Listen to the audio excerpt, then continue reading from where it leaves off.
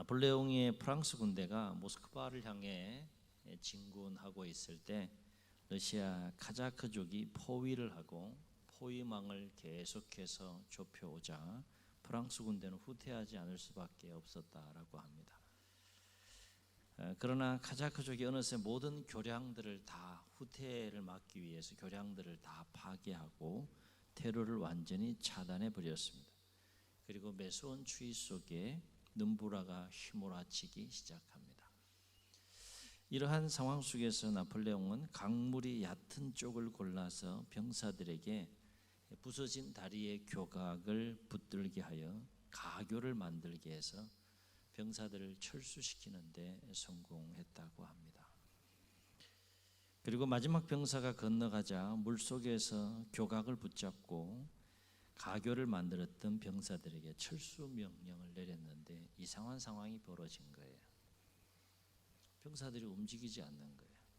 아무도 안 움직이는 겁니다. 이유가 뭘까요? 모두 교각을 붙든 채 얼어 죽었던 거죠. 나폴레옹에게 참으로 숙연해 줄 수밖에 없는 이야기인데 과연 나폴레옹에게 이와 같은 병사들이 없었다면 나폴레옹이 위대한 인물이 될 수 있었겠는가 생각해 볼 수 있는 참 숙연한 이야기입니다.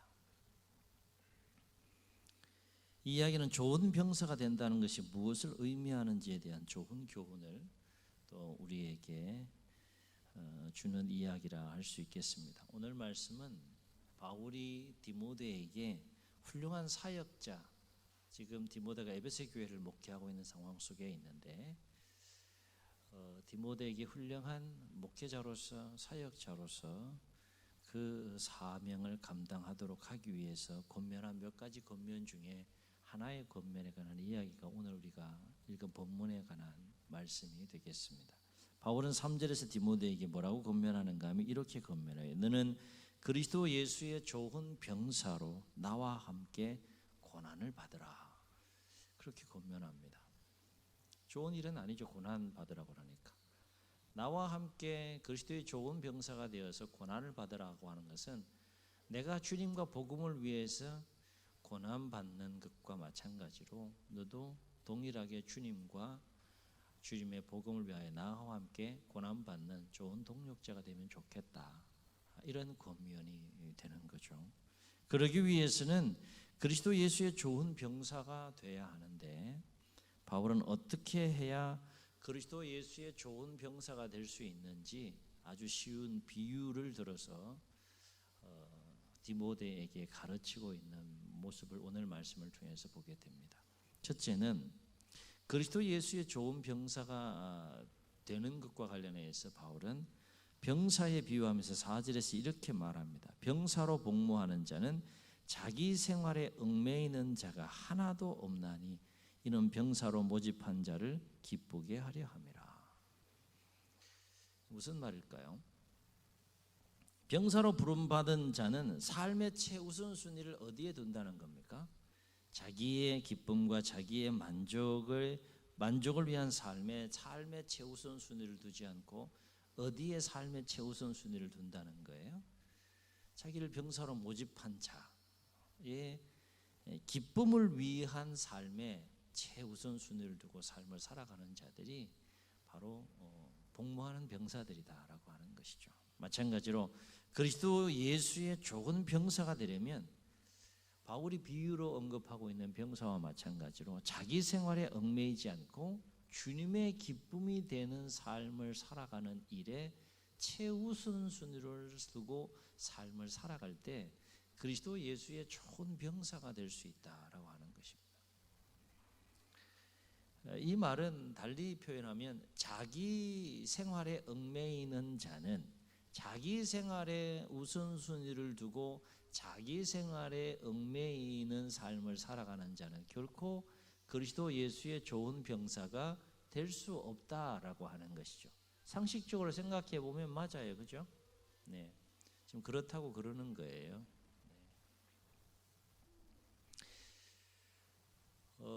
군인이 자기 생활에 얽매인다라고 한다면 결코 좋은 군인이 될 수가 없는 것이죠. 군인은 군인으로서의 삶이 있는 것이죠. 매뉴얼을 따라서 살아가야 될, 규칙과 룰을 따라서 살아가야 될 삶이 있는 것이죠. 내가 이렇게 살고 싶고 또 저렇게 살고 싶다고 해서 그렇게 막 살 수 있는 것이 아니라 규칙과 룰을 따라서 또 명령을 따라서 사명을 따라서 또 순종하며 삶을 살아가야 하는 자들이 바로 병사들이고 군인이라 할 수 있는데, 그래서 바울은 이와 관련해서 로마서 14장 7절로 8절에서 뭐라고 고백하는가 하면 이렇게 고백해요. 우리 중에 누구든지 자기를 위하여 사는 자가 없고 누구든지 자기를 위하여 죽는 자도 없다. 우리가 살아도 주를 위하여서 살고 죽어도 주를 위하여서 죽나니 그러므로 사나 죽으나 우리가 주의 것이로다. 쉬운 고백이 아니죠. 바울이 지금 고백하고 있는 이런 삶을 살아가는 자들이 그리스도 예수의 좋은 병사라는 겁니다. 우리는 우리의 것이 아니라 주의 것이기 때문에, 주님의 것이기 때문에 그 주님의 기쁨이 되는 삶을 위해서 최우선순위를 두고 최선을 다해서 살아도 주를 위해 죽어도 주를 위해서 우리는 살고 죽는다라고 하는 이 고백. 이제 결론 부분에서 이 부분을 함께 또 짧게 나누게 되겠지만, 영적으로 구원받아서 갓 태어난 자는 결코 이런 삶을 살아낼 수가 없는 것이죠. 그죠?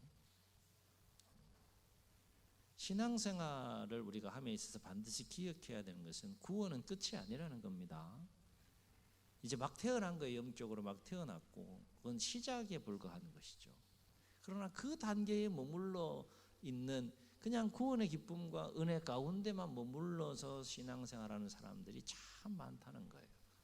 갓 태어난 어린아이가 그리스도 예수의 좋은 군사와 병사 같은 존재로 되려면 시간과 많은 훈련들이 필요하겠죠. 그렇죠? 영적으로 막 갓 태어났는데 나는 살아도 주를 위해서 죽어도 주를 위해서 그러므로 사나 죽으나 내가 주의 것이다 이렇게 고백하며 삶을 살 수 있습니까? 단번에 그럴 수가 없는 거죠. 어쨌든 그리스도 예수의 좋은 병사가 된다라고 하는 것은 자기 삶에 얽매이지 않고 주님의 기쁨이 되는 삶에 최우선 순위를 두고 삶을 살아갈 때 그리스도 예수의 좋은 병사가 될 수 있다고 디모데에게 바울은 지금 권면하고 가르치고 있습니다. 두 번째는 경주자에 비유하면서 5절에서 이렇게 말합니다. 경기하는 자가 법대로 경계하지 아니하면 승리자의 관을 얻지 못할 것이며, 다시 말해서 그리스도의 좋은 병사가 되려면 경주자처럼 살아야 된다라고 하는 것이죠.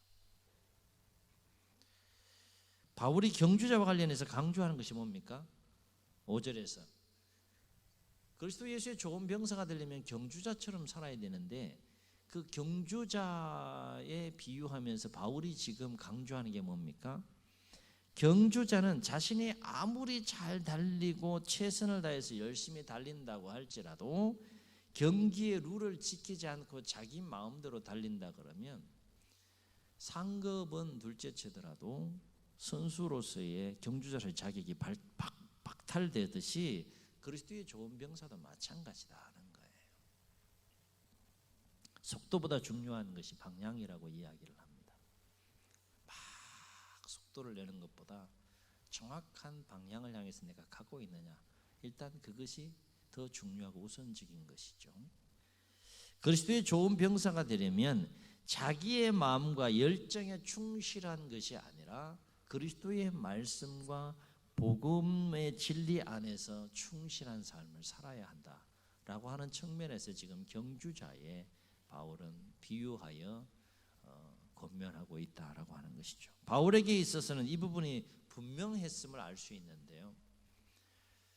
경주자가 경기의 룰을 지키면서 최선을 다해서 달리듯이 바울 자신도 그리스도의 말씀과 또 복음과 또 그리스도께서 부르신 그 사명에 집중하면서 지금까지 인생의 그 길의 여정을 걸어왔다라는 것을 고백하는 부분을 사도행전 20장 24절에서 볼 수 있는데, 바울은 뭐라고 고백하는가 하면 이렇게 고백해요. 나의 달려갈 길과 무슨 길? 그냥 길이 아니라 무슨 길?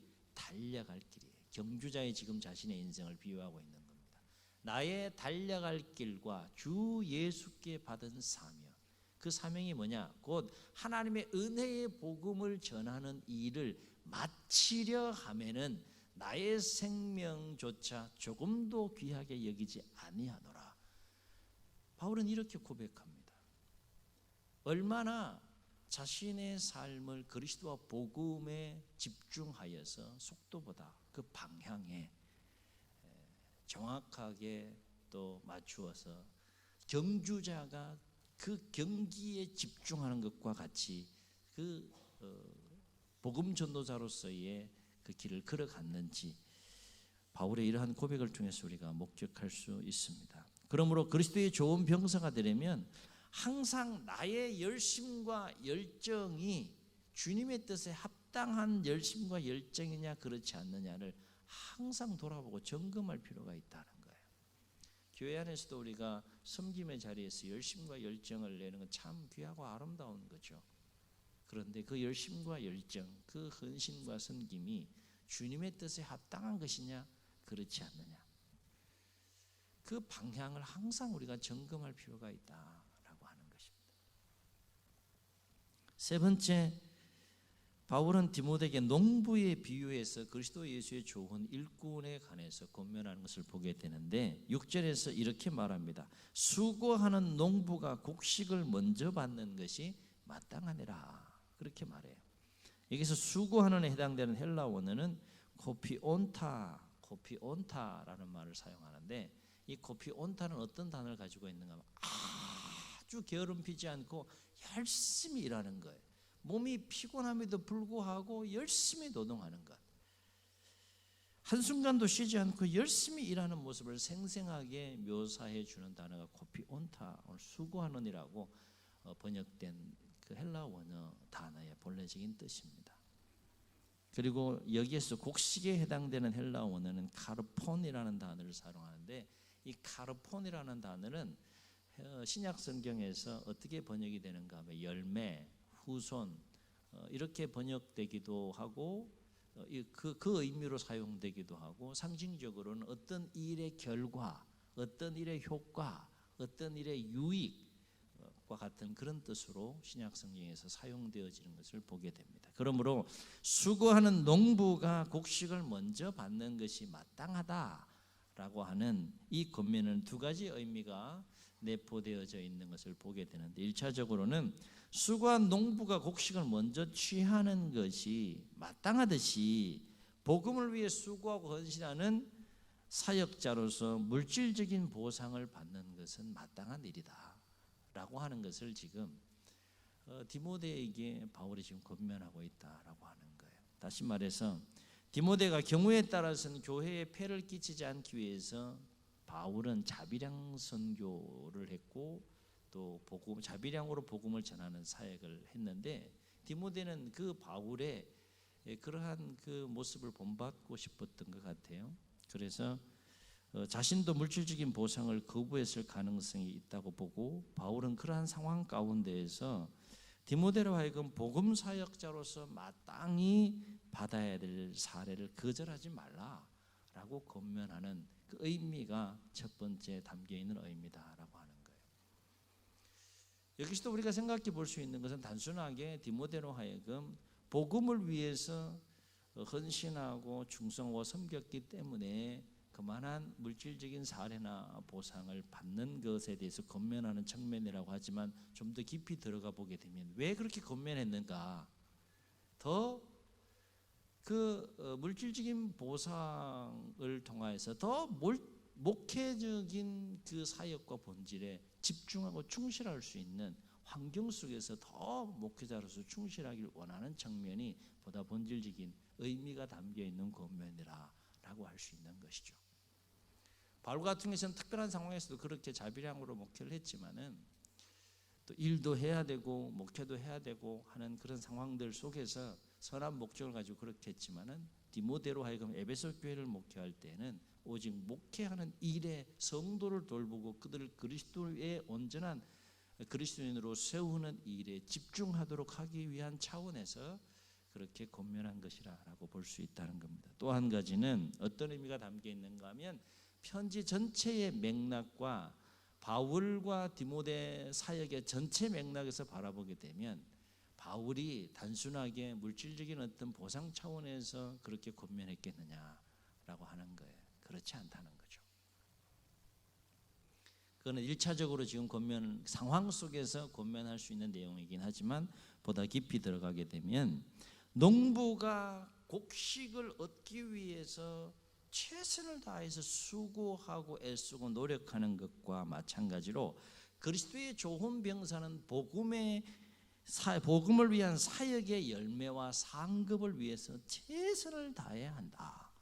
그 부분을 지금 권면하고 있다라고 하는 것입니다. 여러분, 농부가 수고하는 이유가 뭐예요? 가을에 열매를 얻기 위한 것이죠. 그 일에 집중하고 그 일을 위해서 최선을 다하잖아요. 그래야 좋은 또 열매, 많은 풍성한 열매를 맺는 것과 마찬가지로 복음 사역자로서의 그 또 맺혀야 될 열매들이, 사역의 열매들이 있고 또 상급들이 있는데 그것을 위해서 최선을 다하는 목회자가 되라 라는 측면의 의미가 또 농부에 관한 비유를 통해서 디모데에게 권면하는 바울의 권면이다라고 하는 겁니다.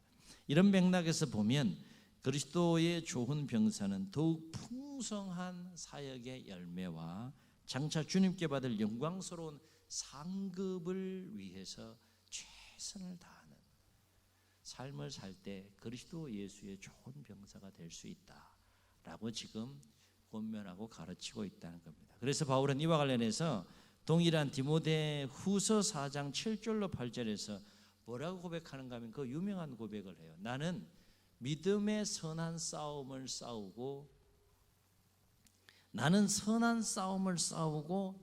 달려갈 길을 마치고 믿음을 지켰으니.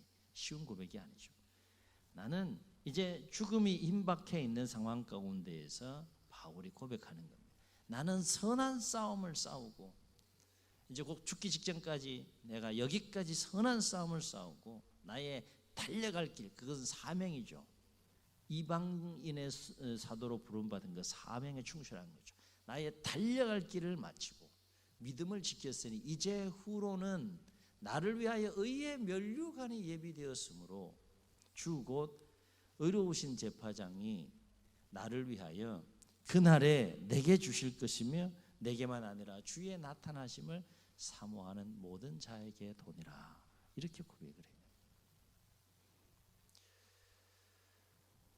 복음을 위한 그 사역의 열매뿐만 아니라 장차 그 모든 사명의 길을 마무리했을 때 주님께서 주실 영광스러운 상급을 위해서 최선을 다해서 달려가고 최선을 다해서 또 헌신하고 또 최선을 다해서 사역했던 바울의 모습을 볼 수 있는데 그 부분을 농부에 비유해서 지금 권면하고 있다라고 하는 것입니다. 그렇습니다. 신앙은 구원받는 것으로 끝나지 않습니다. 나는 구원받았으니까 뭐 이제 됐지. 그거는 이제 갓 태어난 어린아이와 같은 단계에 머물러 있는 것이죠. 우리나라 그 군대 가는 연령이 몇 살입니까? 국가에서 이제 군에 들어오라고 입영 통지하는 그 연령이 몇 살이에요? 대한민국 분들이 아니시구나. 몇 살이에요? 몇 살? 기본적으로 이제 19세가 넘어가고 20세가 되면 그때부터는 뭐 이제 시기가 조금씩 다를 수 있겠지만 입영 통지를 국가에서 이제 보내게 되지 않습니까? 근데 그 연령과 기준이 갖추어지지 않은 가운데서 군대 오라고 하는 것은 그건 잘못된 거예요. 우리가 예수 그리스도를 믿음으로 하나님 은혜 가운데 죄사함 받고 하나님의 자녀와 백성이 되어서 우리가 구원을 받았으면 그거는 끝이 아니고 시작이라는 거예요. 시작. 그때부터는 이제 계속 뭐 해야 됩니까? 그리스도의 장성한 분량에 이르기까지 계속 자라야 한다는 거죠. 자라야 한다는 거예요. 믿음과 신앙이 자라야 된다는 거예요. 그래서 어느 정도 자라야 되는가? 그 정도 자라서 계속 자라는 과정 속에 그리스도의 오늘 그 바울의 권면대로라면 그리스도 예수의 좋은 병사가 될 수 있어야 된다. 자라서 그리스도 예수의 군사가 되고 병사가 될 수 있어야 한다는 겁니다. 구원받는 것으로 만족하지 말라는 거예요. 우리는 그건 구원의 기쁨과 감격 속의 삶을 살아가는 꼭 필요한 것이지만 계속 자라야 하는 것이죠. 그래서 일꾼이 돼야 되는 것이고 병사가 돼야 된다는 거예요. 누구를 위한? 그리스도 예수를 위한. 지금 디모데에게 바울이 지금 그 부분을 주문하고 있고 요구하고 있고 또 권면하고 있는 부분이라 할 수 있겠습니다. 그리스도 예수의 좋은 병사가 되려면 어떤 삶을 살아야 하느냐, 오늘 말씀을 통해 다시 한번 정리해 보면 그리스도 예수의 좋은 병사는 군에서 복무하는 병사처럼 자기 생활에 얽매이지 않고 누구의 기쁨? 주님의 기쁨이 되는 삶에 최우선순위를 두고 삶을 살아가는 그 단계까지 우리가 나아갈 수 있어야 된다는 것이죠. 둘째는 법대로 경기하는 경주자처럼 자기 마음대로 열심과 열정을 내는 것이 아니라 오직 그리스도의 말씀과 복음을 따라 주님의 뜻 안에서 충실한 삶을 살아갈 수 있어야 한다는 겁니다. 곡식을 위해 수고하는 농부처럼 복음을 위한 사역의 열매와 상급을 위해서 최선을 다하는 삶을 살아갈 수 있을 때 우리가 그리스도 예수의 좋은 병사가 될 수 있다라고 하는 것입니다. 바로 없긴 오늘 함께 나눈 말씀을 기억하면서 우리가 구원받은 것으로 만족하지 않고 계속해서 믿음과 신앙이 자라고 성장하고 성숙해서 그리스도 예수의 좋은 병사들이 다 되어 주님과 주님의 복음을 위해서 함께 선한 역사를 이루어가는 동력자들이 다 될 수 있기를 예수님의 이름으로 축복합니다. 축원합니다. 우리 말씀을 기억하시면서 함께 찬양하시고 한번 통성으로 기도하겠습니다. 기도하는 마음으로, 고백하는 마음으로 함께 찬양하겠습니다.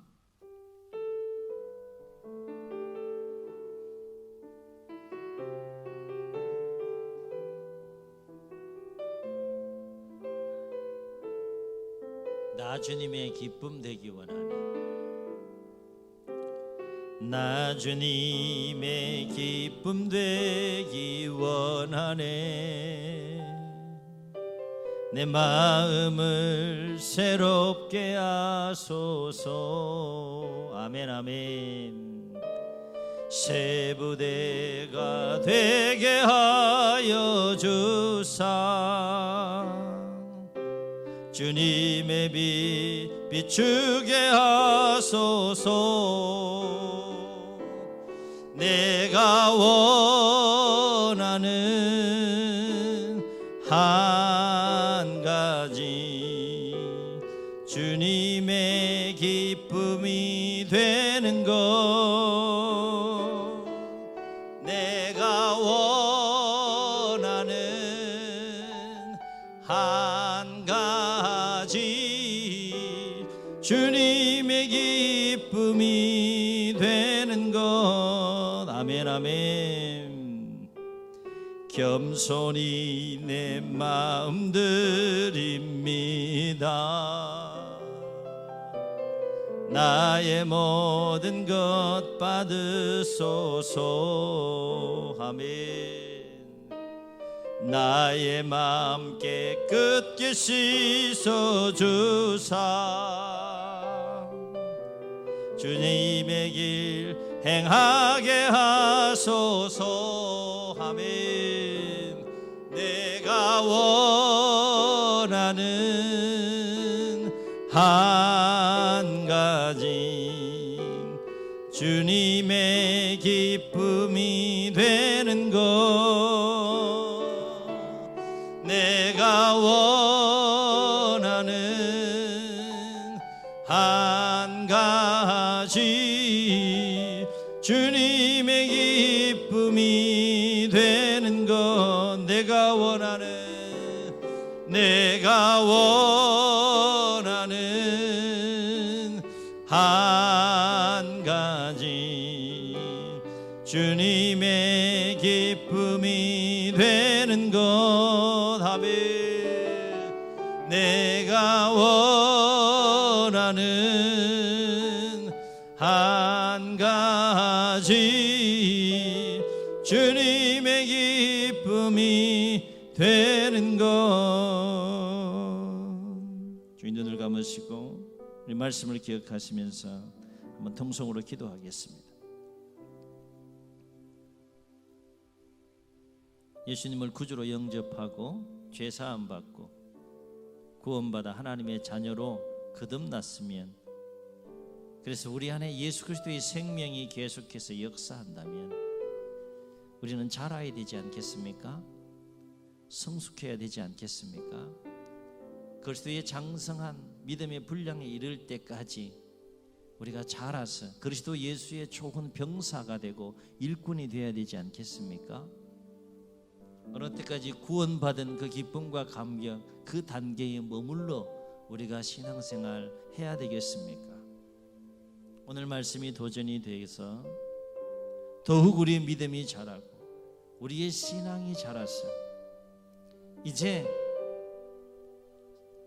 바울과 그 일행이 그러했던 것처럼 우리 중에 누구든지 자기를 위해서 사는 자가 없고 누구든지 자기를 위해 죽는 자가 없도다. 우리가 살아도 주를 위하여 살고 죽어도 주를 위하여 죽나니 그러므로 사나 죽으나 우리가 주의 것이로다.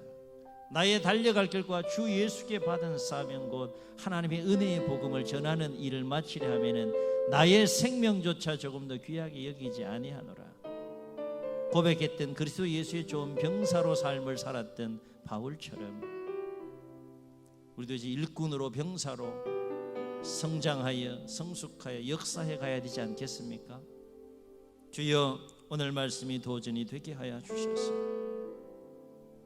복무하는 병사처럼 자기 생활에 얽매이지 않고 주님의 기쁨이 되는 삶에 최우선 순위를 두고 삶을 살아가는 병사들이 되게 하옵소서. 법대로 경계하며 최선을 다하여 달리는 경주자처럼 그리스도의 말씀과 복음의 진리 안에서 주님의 뜻 안에서 충실한 삶을 살아가는 경주자와 같은 그리스도의 좋은 병사가 되게 하옵소서. 열매를 위해 상급을 위해 수고하고 땀 흘리고 최선을 다하여 헌신하는 농부처럼 그리스도 예수의 좋은 병사가 되게 하여 주옵소서. 우리를 도와주셔서 그렇게 삶을 살다가 주님 만날 수 있도록 주님 축복하여 주옵소서. 이런 마음을 가지고 결단하시고 주님 세움 부르시고 통성으로 기도합니다. 주여